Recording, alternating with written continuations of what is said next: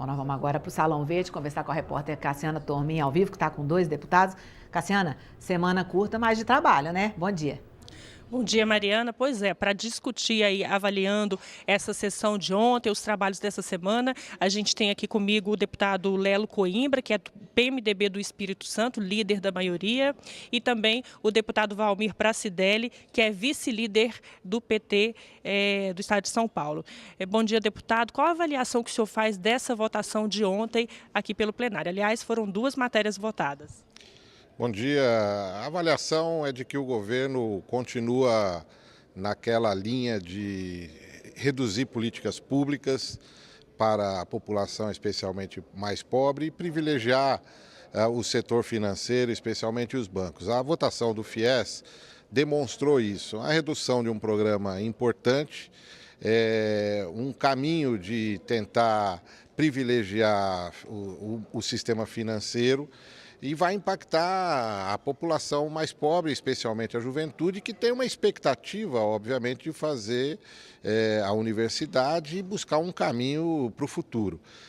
Do nosso ponto de vista, esse projeto ele retrocede naquilo que era o programa, vai atender menos gente, menos estudantes, vai reduzir o prazo de carência que praticamente não terá para retorno de pagamento dos estudantes que adquirirem o FIES, porque veja, o estudante que conclui a faculdade sabe que assim que ele conclui a faculdade é muito difícil ele arrumar um emprego estável e já voltar a pagar. Então aquela carência que tinha será reduzida, assim como vai diminuir a quantidade de recursos do governo e eu nunca vi banco não querer ter lucro e não querer ganhar dinheiro. Como os bancos que vão estabelecer a referência da taxa de reajuste de juros que cobrarão, certamente a tendência disso é ir aumentando ao bel prazer dos bancos.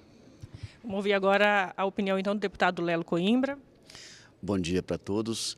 É importante que fique muito claro que esse projeto do FIES que foi aprovado ontem, ele foi aprovado para dar sustentabilidade a uma política pública que é importante, uma política pública que permite o acesso ao ensino por parte daqueles que não conseguiram fazer na área pública e tem a oportunidade de fazê-lo na área privada, financiado pelo Estado. Quem acompanhou e viu aí agora as manifestações do plenário, viu o deputado Paulo Derney explicando direitinho, ponto a ponto, as vantagens desse processo, mas também é importante ficar claro que o FIES ele foi turbinado em 2014 e na sequência do ano seguinte com incapacidade de pagamento. Os alunos, muitos foram orientados, inclusive, a não pagarem o FIES. E hoje nós temos 700 mil alunos com os seus nomes no Serasa por inadimplência de pagamento. Portanto, esse plano de trabalho com a legislação aprovada ontem, ela é para dar, primeiro, segurança e continuidade e confirmação do programa do FIES, que é o financiamento ao aluno que precisa desse financiamento para fazer o seu curso superior. E segundo, dar sustentabilidade e separando por faixas aquele com renda menor àquele com renda média. E com isso poder ter acesso, tem um número com limitação, mas é um número que traz a racionalidade e permite que o programa tenha sustentabilidade e possa permitir o acesso da juventude, daqueles que precisam e desejam e terão a oportunidade de ter esse financiamento. Tá certo, agora a gente vai falar de orçamento. O governo federal enviou ao Congresso a revisão da lei orçamentária de 2018. A revisão foi feita porque, quando encaminhou o texto original, o Congresso ainda não tinha aprovado a alteração da meta fiscal para os próximos 2 anos, que é deficitária em 159 bilhões de reais. O governo também enviou ao Congresso 2 medidas provisórias para aumentar a arrecadação e tentar cumprir a meta fiscal. Vamos ver na reportagem. A meta do governo é reduzir despesas e aumentar receitas em 2018. Para isso, editou 2 medidas provisórias que devem elevar a arrecadação em pelo menos 12 bilhões e 600 milhões de reais. A MP 806 estabelece a tributação anual do imposto de renda sobre fundos financeiros fechados, chamados de fundos exclusivos, que é destinado a grandes clientes. A expectativa do governo é de arrecadar 6 bilhões de reais. Outra medida provisória, a 805, promove 2 alterações na folha de pagamento dos servidores públicos. A primeira é que o reajuste para diversas categorias previsto para 2018 passaria para 2019. A previsão de economia é de 4 bilhões e 400 milhões de reais. A segunda mudança estabelece o aumento da contribuição previdenciária dos servidores públicos com salários acima de R$ 5.300. A MP altera essa alíquota de 11% para 14%. A expectativa é arrecadar mais de 2 bilhões e 200 milhões de reais. As mudanças propostas pelo governo, que ainda dependem da aprovação do Congresso Nacional, dividiram a opinião dos deputados. É um golpe profundo, traiçoeiro, covarde contra os servidores públicos. Você não pode, por medida provisória, aumentar a contribuição previdenciária do servidor. Segundo lugar, ele também rompe acordos, joga no lixo o que estava tratado, reiterado, quanto a reajustes de diversas categorias. Essas medidas mostram que o desastre que foi recebido, o desarranjo de contas e desequilíbrio fiscal que vem sendo enfrentado requer essas medidas, não tem jeito. E elas são de curto e médio prazo. Elas dão a forma, elas dão um ajuste, mas nós precisamos tomar decisões que são mais estruturantes e de longo prazo. Junto com as 2 medidas provisórias, o governo publicou uma mensagem modificativa do orçamento de 2018. Além de encaixar a previsão de arrecadação com as 2 medidas provisórias, o governo informou ao Congresso que elevou a estimativa de gastos em 44 bilhões de reais. Agora, sim, o governo mandou a LOA de 2018 para a Câmara, né? Perdemos 2 meses, o prazo era no dia 31 de agosto, ela acabou chegando apenas ontem, no dia 30 de outubro. Ainda não tivemos tempo de analisar ela passo por passo, mas já começamos a identificar algumas correções que vão precisar ser feitas. A questão da segurança, a questão da assistência social, que já tem sido travado um enorme debate. A gente tem a questão também da saúde, da educação, da questão do piso, que esses 2 segmentos se tratam e não de teto. A revisão das emendas de bancada, fundo eleitoral. Tem diversas matérias que vão ser discutidas e que tomarão conta aqui do dia a dia da comissão. Muito bem, a gente vai agora ouvir a opinião dos deputados, começando pelo deputado Lelo Coimbra, que até a gente ouviu já a opinião do senhor aí na reportagem. Agora, tratam-se de medidas de austeridade que nenhum deputado gosta de votar, né? Essas medidas, essas decisões são sempre mais complexas. Estamos num ambiente de crise fiscal e crise econômica importantíssima, como já disse no texto anterior, vem sendo superada. Nós trouxemos a inflação de 11 para 3 e pouco, trouxemos os juros de 14,5 para 7,5, chegaremos a 7 até o final do ano. Era menos 5 o PIB há 16 meses atrás, nós estamos chegando em torno de 0,3, podendo chegar a 0,6 e o ano que vem 2,5 a 3% com uma evolução, e para isso as medidas são necessárias, a de curto, médio prazo e medidas estruturantes, como já comentei. É importante fazer 2 comentários. O primeiro, a LOAS. A LOAS foi enviada no prazo correto. Coincidiu que a votação da meta fiscal se deu exatamente no mesmo dia em que era o último prazo para o governo mandar o orçamento, a lei orçamentária. E o governo mandou uma lei orçamentária para cumprir o prazo legal e, em seguida, quando a meta fosse votada, que votou no mesmo dia, teria, na sequência do tempo, o envio da LOAS corrigida. Isso foi feito, o deputado citou bem ali, agora vamos processar um bom debate, um debate que aumenta o volume de recursos, mas nós temos o estabelecido pela PEC, que fez o controle de gastos, a referência é ela, então a LOAS não pode ultrapassar essa referência que está dada. Então esse é o primeiro aspecto que eu acho que é importante, e vamos para o debate até o dia 15 de dezembro, talvez até 22, nós vamos ter essa votação, esse debate e essa votação conclusas. Ao mesmo tempo, as medidas que foram anunciadas em relação a cortes. Nós temos a tributação de fundos de investimento fechados, nós temos a questão do aumento do servidor e da alíquota previdenciária. O primeiro é importante porque são segmentos que ainda não haviam sido atingidos e que precisavam e precisam ser atingidos. Isso é importante. O segundo, o aumento. O aumento, quando o governo se iniciou há 16 meses, havia um conjunto de negociações com servidores, algumas já concluídas, outras não concluídas. O governo optou por prosseguir naquelas negociações e consolidá-las, mesmo sabendo naquele momento que a crise fiscal era muito grave e cumprir essa meta ia requerer muito esforço.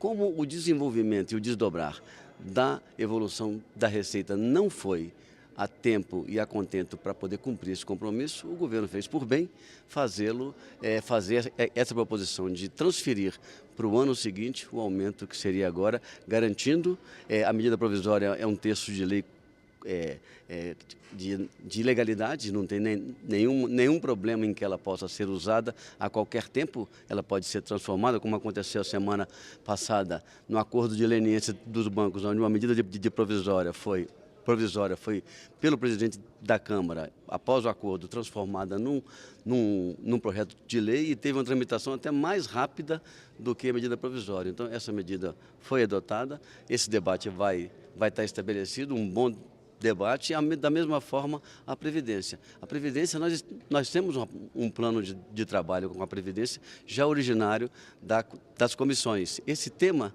do aumento da alíquota em separado já fez parte do primeiro debate quando votamos a negociação com os estados. Isso está na negociação com o estado do Rio de Janeiro, que adotou a medida a partir da aprovação do texto aqui, e vários estados estão adotando medida semelhante. Portanto, essa medida é uma medida prevista, previsível e vai para o debate. É um debate que não é...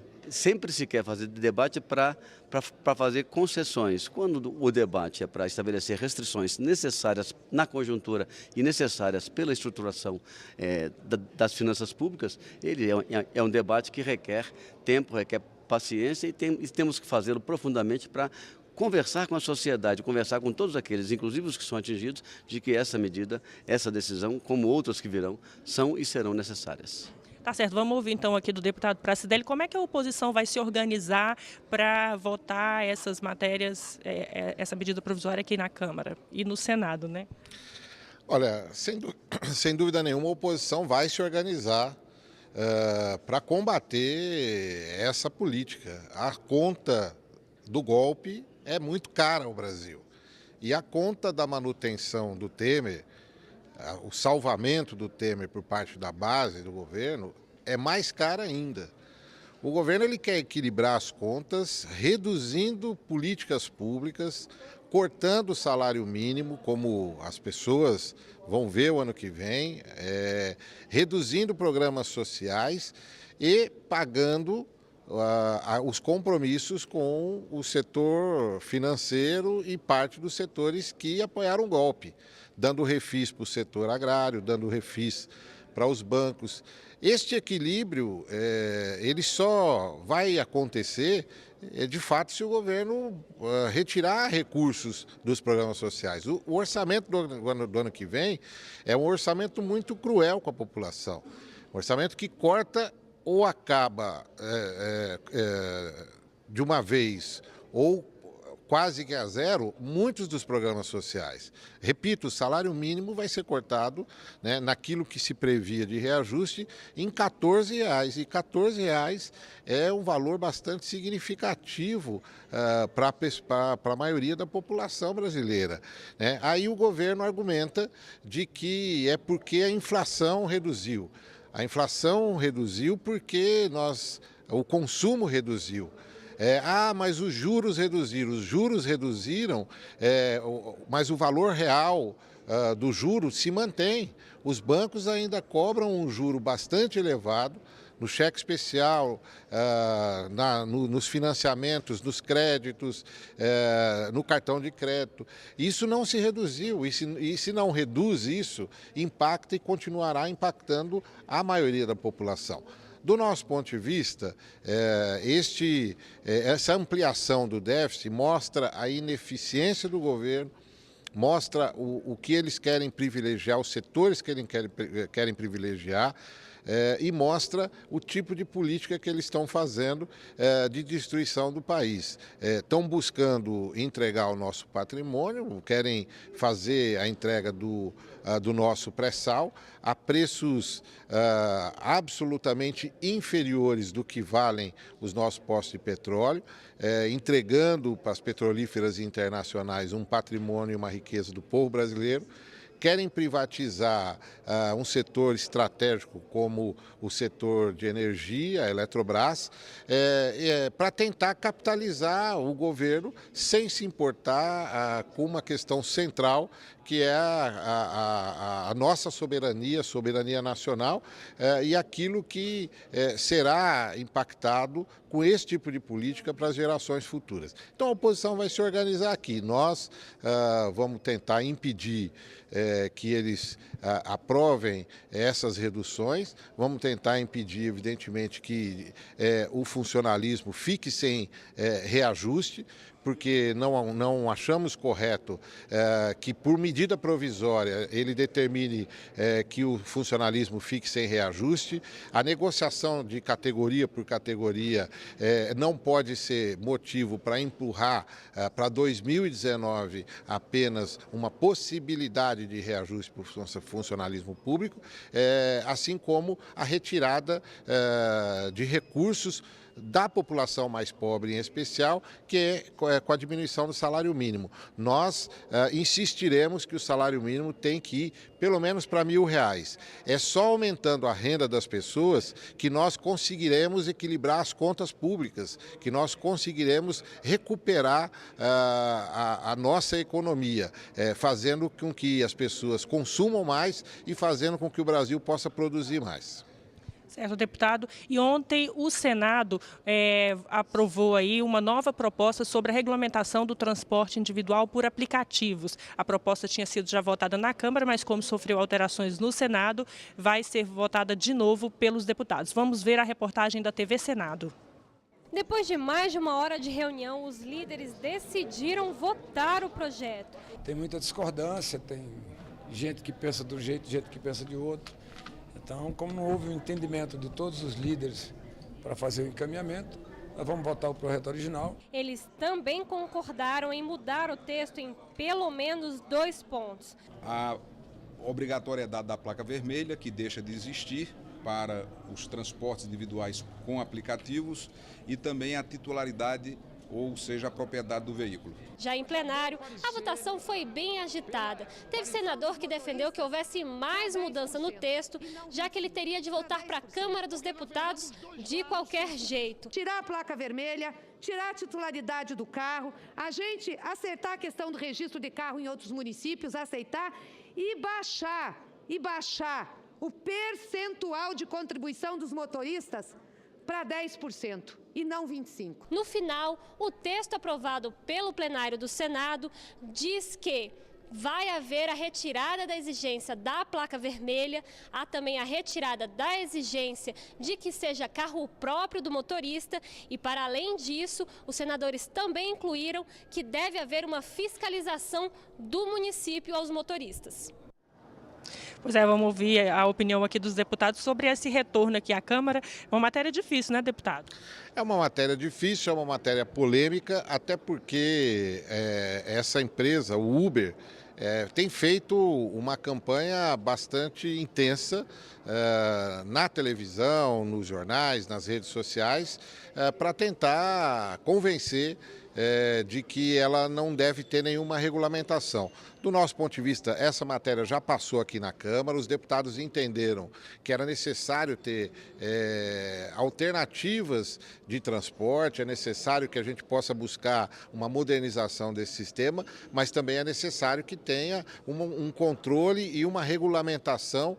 Não pode uma multinacional vir aqui no Brasil, explorar o serviço de milhares de pessoas e buscar a construção de um monopólio de transporte em detrimento, como por exemplo do setor de táxis, que é um setor histórico já no Brasil, e depois de ter esse monopólio, determinar como que ele vai agir. Então esta regulamentação é fundamental para evitar isso. Nós queremos que as pessoas possam trabalhar, nós queremos que tenha o transporte alternativo, mas nós queremos que tenha uma competitividade justa. A votação ontem no Senado, ela foi importante porque ela avançou nesse sentido, a redução, a possibilidade de retirar a placa vermelha, do veículo poder não necessariamente ser de propriedade, poder ter placa de outro município, tudo isso foi importante. Agora, houve um ponto que por uma manobra, digamos assim, do presidente do Senado, Eunício de Oliveira, que havia tido uma votação para garantir aos municípios a efetiva regulamentação, apesar da maioria dos senadores, foi uma votação simbólica, mas apesar da maioria dos senadores votarem favorável a esse destaque, ele acabou determinando o resultado contrário. Então, na minha opinião, a Câmara precisa rever isso sim, para que os municípios possam regulamentar essa situação adequadamente. A gente vai despedindo aqui do senhor, deputado Valmir Pracidelli, agradecendo. O senhor vai ter que viajar aí, porque tem outros compromissos. Muito obrigada. Eu que agradeço. E eu vou voltar então aqui para ouvir a opinião do deputado Lelo sobre essa votação. O que o senhor acha dessa modificação aí sobre o poder dos municípios fazerem a concessão do transporte dos aplicativos? Vou te responder, mas antes eu queria fazer um comentário sobre o salário mínimo. O salário mínimo que está sendo aplicado para o próximo ano, ele é rigorosamente o mesmo texto de lei, os mesmos parâmetros que o governo da Dilma aplicou. Só que a inflação baixou. Essa semana saíram pesquisas mostrando que o poder de compra do salário mínimo aumentou substantivamente. Então, nesse sentido, mantendo-se a mesma política de salário mínimo e dando estabilidade ao país, nós temos ganhos para os trabalhadores. Mas quanto ao Uber, nós fizemos um bom debate aqui, o Uber e táxi.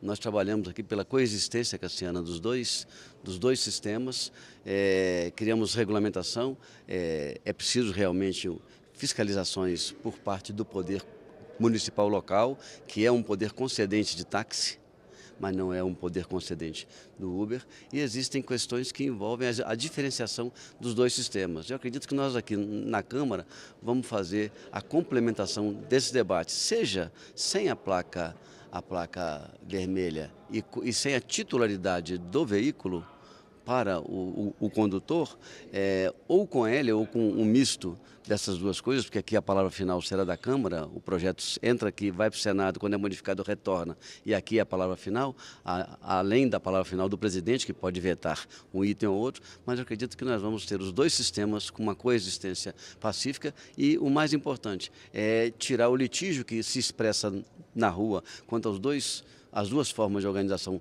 do trabalho de transporte e, ao mesmo tempo, permitir que a sociedade tenha opções e tenha a possibilidade de ser transportada com segurança e com o controle da sociedade e do poder público enquanto ente importante no controle de todos os serviços que se processam dentro do seu espaço urbano. Tá certo, muito obrigada também, deputado Lelo Coimbra, do PMDB, líder da maioria, e a gente vai continuar acompanhando também essa questão, essa votação aqui na Câmara. A gente volta com você, Mariana.